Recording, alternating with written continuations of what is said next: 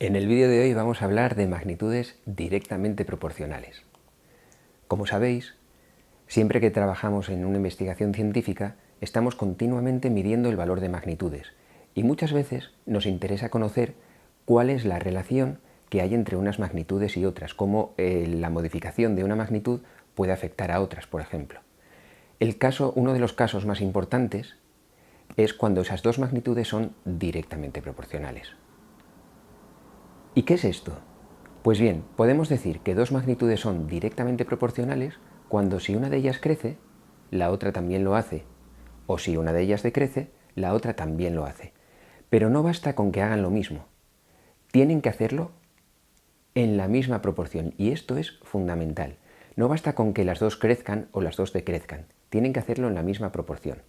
¿A qué me refiero con esto de la proporción? Pues me refiero a que si, por ejemplo, una de ellas se duplica, el valor de la otra automáticamente también valdrá el doble.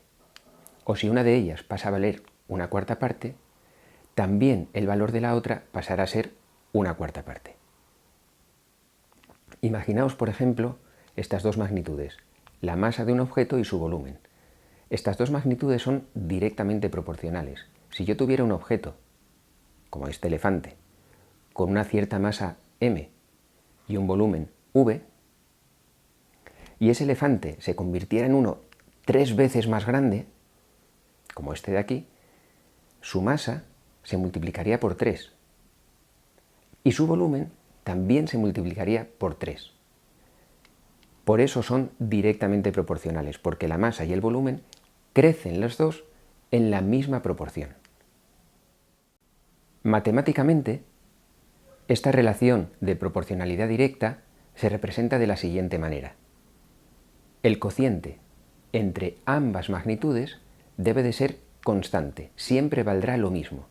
En este caso, el cociente entre la masa y el volumen del elefante siempre será constante. Me da igual que el elefante crezca o sea muy grande o que el elefante sea muy pequeño. El cociente entre su masa y su volumen siempre va a dar el mismo valor.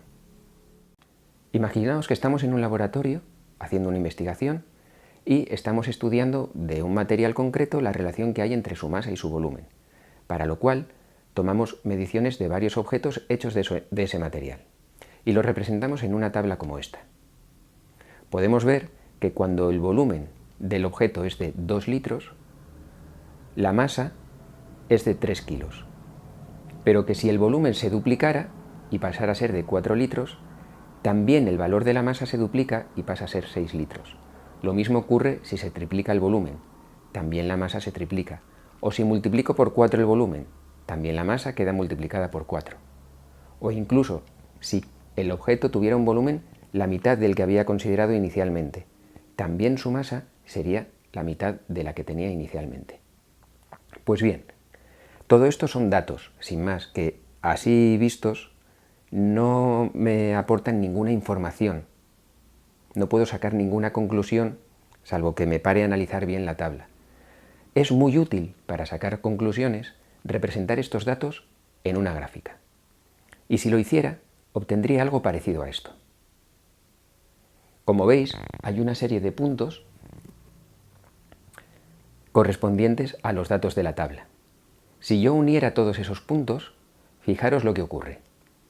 Obtendría una recta que pasa por el origen de coordenadas. Y esto va a ocurrir siempre que represente gráficamente la relación entre dos magnitudes que sean directamente proporcionales. Obtendré una recta que pasa por el origen de coordenadas.